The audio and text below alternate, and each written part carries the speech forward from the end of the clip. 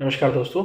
मैं रवि सुक्रू, झारखंड का मूल निवासी आप लोगों से अपनी आप बीती डिस्कस करना चाहता हूँ। ये प्रसंग है अप्रैल 2023 का, जब हमारे चाचा जी श्री वेंकट राव, जिन्हें स्टैचू ऑफ यूनिटी देखने का बहुत दिनों से मन था, उन्होंने हमारे घर झारखंड से गुजरात तक की ट्रैवल की। और ऑन हिज वे, जब वो स्टैचू ऑफ यूनिटी देखने जा रहे थे बस में वडोदरा से, उन्हें सीने में दर्द हुआ। और दर्द के बाद जब उन्होंने अपने सहयात्रियों को बताया कि ऐसा दर्द हो रहा है, सहयात्रियों ने तुरंत अ, और जो गाड़ी में काम करने वाले कर्मचारी थे, उन्होंने तुरंत से 108 एम्बुलेंस को फ़ोन किया, जो कि गुजरात सरकार की बहुत बड़ी उपलब्धि है कि इस तरह प्रॉब्लम हो रहा है और एक यात्री को ऐसा दिक्कत हो रहा है। तो अ,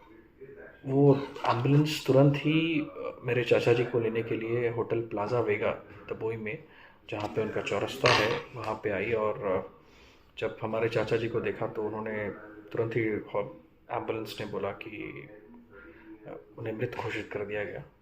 और फिर वहाँ से ये बॉडी जो थी, हमारे चाचा जी के पार्थिव शरीर को उन्होंने इमीडिएटली हॉस्पिटल में मूव कराया गया तपोई में। यहाँ मैं सराहना देना चाहता हूँ पुलिस कर्मियों का, और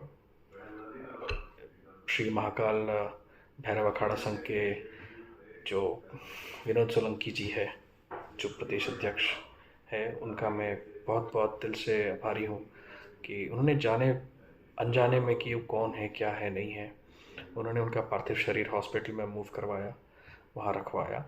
और अजीब बात यह है दोस्तों कि मेरे चाचा जी जो है अकेले ट्रैवल कर रहे थे। उनके जेब में तकरीबन 42,000 रुपये थे, कुछ सोने के आभूषण जो हर इंसान के बॉडी में होता है, वो चेन और अंगूठी थी। तो गुजरात पुलिस ने सबसे पहले तो उन आभूषणों को, अपने पैसे को अपने कब्जे में किया। और विनोद सोलंकी जी के मदद के द्वारा उन्होंने पूरी बॉडी को तपोई से मूव करके पहले तो वडोदरा के कोल्ड रूम में रखवाया। एंड फिर उन्होंने जब खोजबीन की कि कहाँ से आए, क्या है। और दोस्तों, मैं आपको बता देता हूँ, इन पूरे प्रकरण में ना हमारे चाचा जी का नाम जानते थे, ना कुछ कहाँ से आए, कुछ भी नहीं। खोजबीन करके उन्होंने जब पर्स में एक नंबर देखा, तो हमारे चाचा जी के मित्र है जिनका नंबर मिला, उन्होंने उनको कॉल किया, उन्होंने बताया कि ऐसा ऐसा हुआ है। ये खबर हमारे चाचा जी के मित्र के द्वारा हमारे पिताजी के पास आई, और हमारे पिताजी ने हमें जब बताया तो हमने तत्कालीन तुरंत ही फ़्लाइट बुक करके हम गुजरात पहुँचे, वडोदरा पहुँचे। और वडोदरा में मेरे साथ श्री राहुल परमार जी थे, जिन्होंने मुझे, राहुल परमार जी ने बड़ौदा से पहले शिनाख्त कराई हमारे चाचा जी के पार्थिव शरीर की। फिर वहाँ से मुझे लेकर शाम को तपोई गए, और फिर तपोई में उन्होंने मुझे पहली बार श्री भैरव अखाड़ा संघ के राष्ट्रीय अध्यक्ष विनोद सोलंकी जी से मिलाया। और विनोद सोलंकी जी हमारे साथ आए, पुलिस स्टेशन में बैठा, उन्होंने पंचनामा पूरा किया।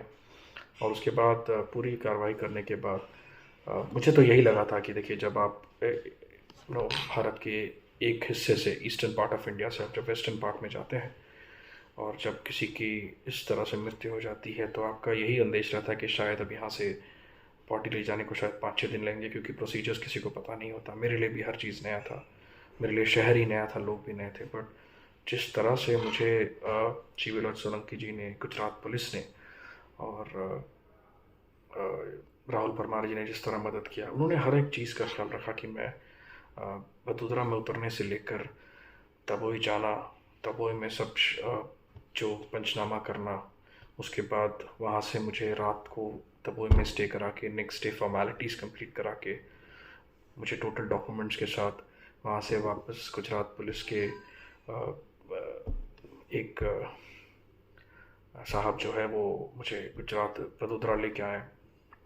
यहाँ पे मेरे मेरे को चाचा जी का पार्थिव शरीर झारखंड वापस लाने के लिए पीछे विनोद सोलंकी जी ने सब कुछ अरेंजमेंट करवाया कि कैसे ले जाएंगे बॉडी, यहाँ तक कि किससे बात करना है, क्या प्रोसीजर्स है, सब कुछ विनोद सोलंकी जी ने सब कुछ उन्होंने लाइन अप करवाया।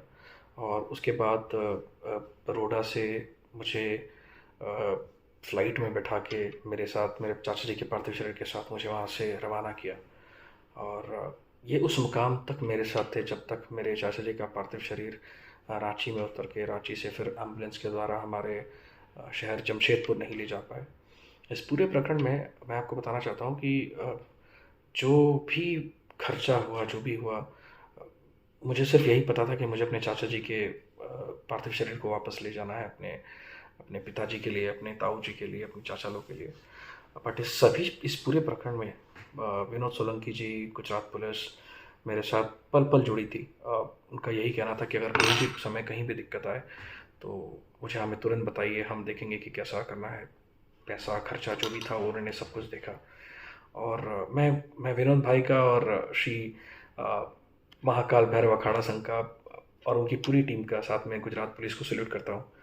और ऐसे माता पुलिस गुजरात की जो है, ऐसे ही पुलिस पूरे अगर भारत में हो तो अच्छा व्यवहार करते हैं तो छवि जो होती है वो अलग ही हो गई। आज मेरे दिल में गुजरात की छवि सभी राज्यों से अलग है। और मैं इसके लिए सबसे पहले तो विनोद भाई का, विनोद सोलंकी जी का, गुजरात पुलिस का और राहुल परमार जी का बहुत बहुत शुक्रगुजार हूँ।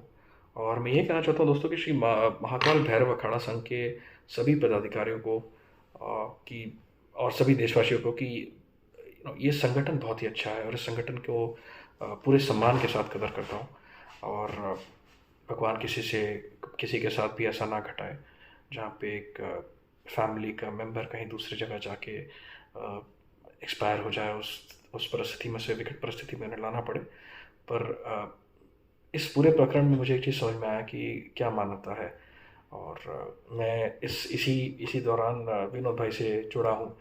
पिछले 3-4 महीनों से हमारी बातचीत होती है और उनका मदद मेरे लिए बहुत ही इम्पोर्टेंट रहा है। उनका मेरे चाचा जी का पार्थिव शरीर में लाना, उसके बाद जो सर्टिफिकेट्स होते हैं, डेथ सर्टिफिकेट्स, सभी चीज़ों में मुझे विनोद भाई ने बहुत मदद किया है।